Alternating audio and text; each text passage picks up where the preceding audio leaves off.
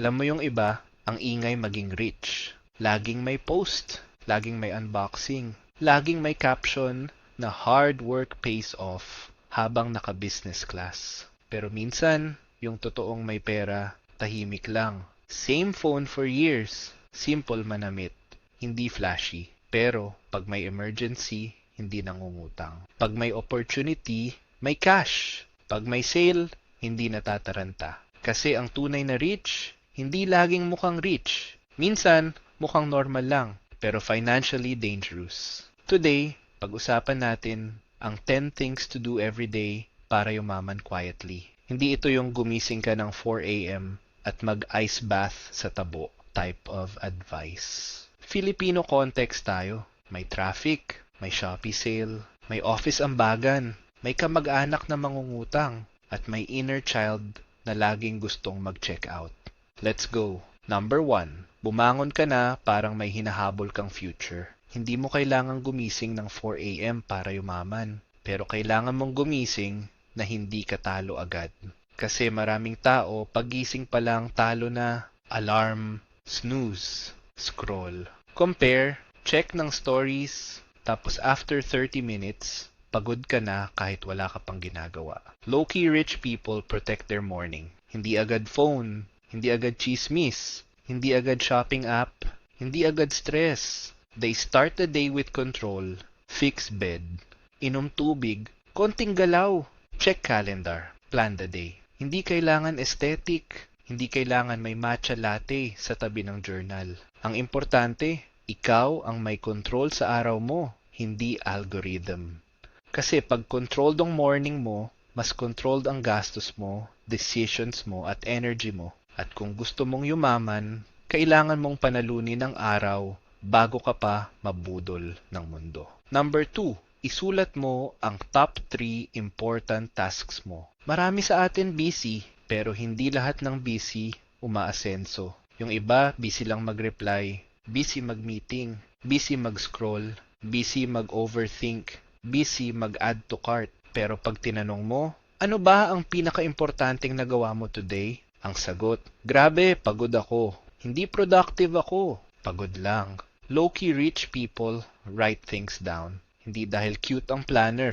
Hindi dahil gusto nilang magmukhang organized sa TikTok. They write things down because clarity is money. Every day, write your top 3 important tasks.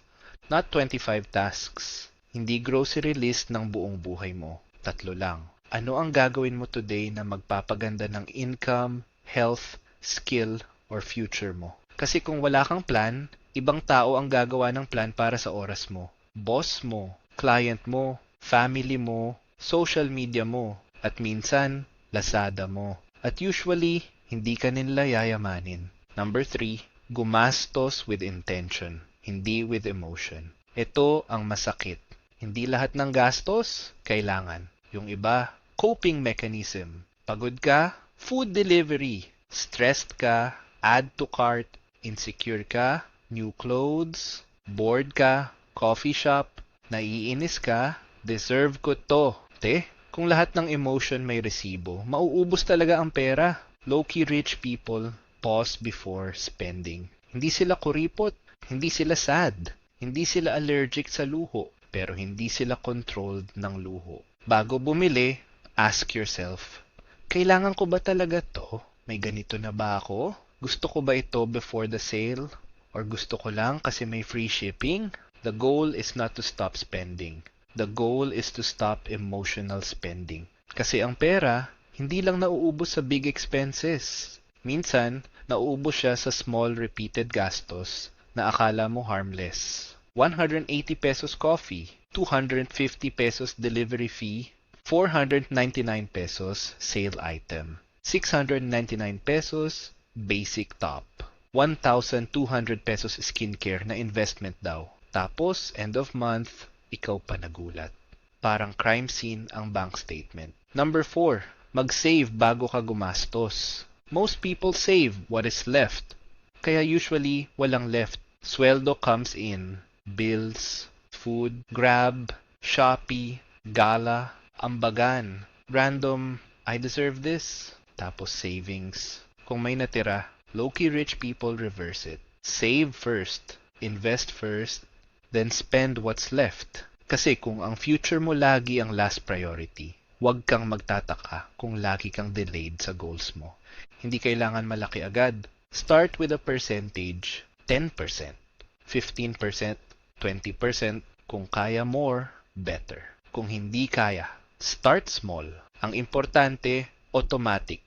Pag pumasok ang income, may parte agad na hindi mo gagalawin. Treat your savings like a bill.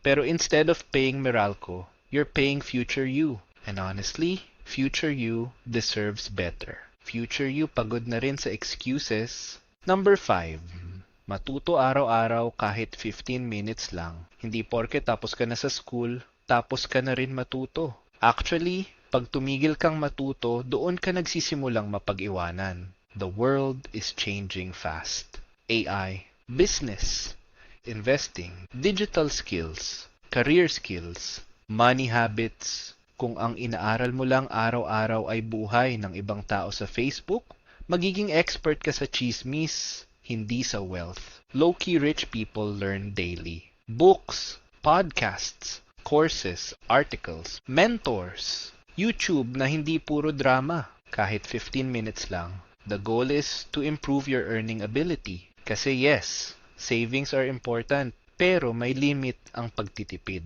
Hindi mo pwedeng i-budget ang sarili mo into true wealth kung maliit ang income forever. You also need to grow your skills. Better skills, better opportunities. Better opportunities, better income. Better income, more money to save and invest. So every day, ask, ano ang inaaral ko na pwedeng magpataas ng value ko? Kung wala kang sagot, baka algorithm ang teacher mo. Delikado yan. Number 6. Mag-invest consistently kahit boring. Ito ang ayaw marinig ng marami. Pagpapayaman is not always exciting. Hindi siya laging big business idea. Hindi siya laging crypto jackpot.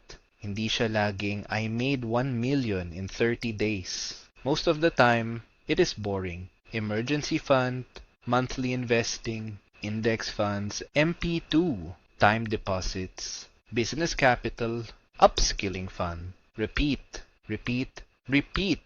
Low-key rich people don't wait to feel inspired. They build systems. Kasi kung motivation lang ang basis mo, good luck. Minsan motivated ka, minsan pagod ka, minsan gutom ka, minsan may nag-message na free shipping. So make it automatic. Set a date, set an amount.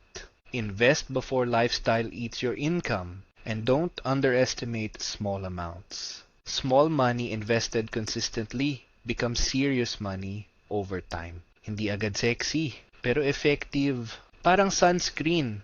Hindi mo kita today, pero future, you will thank you. Number 7. Alagaan ng katawan mo kasi asset yan. A lot of people want rich results with poor energy. Gusto ng promotion, pero puyat. Gusto ng business, pero laging pagod.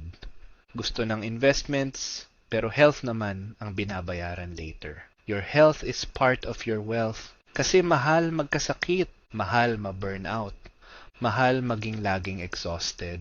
Kapag pagod ka, ang bilis mong gumastos. Food delivery, expensive coffee, retail therapy, impulse travel, deserve ko to package. Low-key rich people protect their body. Hindi kailangan athlete, hindi kailangan abs, hindi kailangan gym outfit na mas mahal pa sa membership.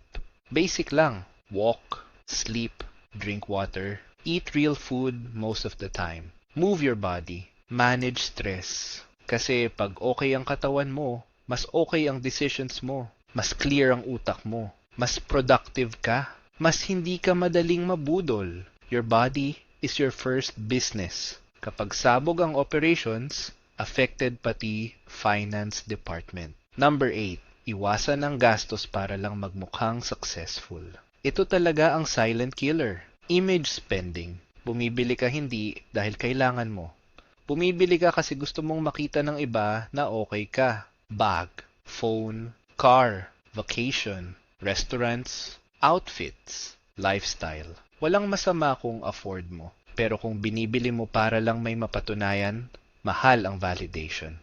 At never-ending ang bayad. Kasi lagi namang may mas bago, mas social, mas mahal, mas aesthetic, mas mukhang rich. Low-key rich people don't let image eat their income. They know that looking rich can delay actually becoming rich. Sometimes the richest move is not upgrading, not replacing, not posting, not proving. Hindi kailangan malaman ng lahat na umaangat ka. In fact, mas peaceful minsan kapag hindi nila alam. Kasi pag alam nilang may pera ka, may biglang lalabas. Uy, libre mo naman. Pautang muna. Investor ka naman dito. Kunin ka naming ninang. Protect your money. Protect your peace. Be impressive quietly. Number 9. Palibutan ang sarili ng taong may growth mindset. Hindi mo kailangan iwan lahat ng friends mo. Pero kailangan mong bantayan kung ano ang normal sa circle mo. Kung normal ang overspending, mahihirapan kang mag-save. Kung normal ang utang, mahihirapan kang mag-boundary. Kung normal ang reklamo pero walang action, mahihirapan kang gumalaw. Kung normal ang puro luho, mahihirapan kang maging content. Low-key rich people choose their environment. They spend more time with people who normalize improvement. People who talk about ideas, skills, health, business, investing, career moves, and better decisions. Hindi boring ang ganitong circle. Actually peaceful. Walang pressure na laging gumastos. Walang kailangan patunayan. Walang, uy, bakit hindi ka sumama? Just people trying to build better lives quietly. Kasi minsan, discipline is easier when it is normal around you. Kung lahat kayo nag-iipon, hindi ka mukhang kuripot. Mukha kang aligned. Number 10. Create more value than you consume. Ito ang pinaka-importante. Most people consume all day. Scroll, watch, react, compare, comment, add to cart, repeat. Consumers pay, creators get paid. And no, hindi ibig sabihin, kailangan mong maging influencer. Creating value can mean improving your work, building a skill, starting a small business, solving a problem, making content, creating systems, helping customers, becoming excellent at what you do. Low-key rich people ask every day, anong value ang ginawa ko today? Not just, anong napanood ko? Anong nabili ko? Anong na-like ko? Anong chismis ang updated ako? Because income follows value. The more problems you can solve, the more people are willing to pay you. Kaya kung gusto mong yumaman, don't just consume rich people content. Build rich people habits. Create, improve, solve, learn, repeat. Tandaan mo, hindi kailangan maingay ang pagyaman. Hindi kailangan may logo. Hindi kailangan may announcement. Hindi kailangan may humble brag. Minsan, ang totoong progress tahimik lang. Nasa bank account, nasa investments, nasa paid off debt, nasa peace of mind. Nasa ability mong tumanggi sa gastos without guilt. Nasa freedom mong hindi laging naghahabol. Kaya today, pumili ka ng kahit isa lang dito. Isa lang. Gawin mo araw-araw. Kasi ang low-key rich life, hindi nabubuo sa isang viral moment. Nabubuo siya sa boring choices na inuulit mo kahit walang pumapalakpak. One smart decision at a time. One saved peso at a time. One investment at a time. One pass muna at a time.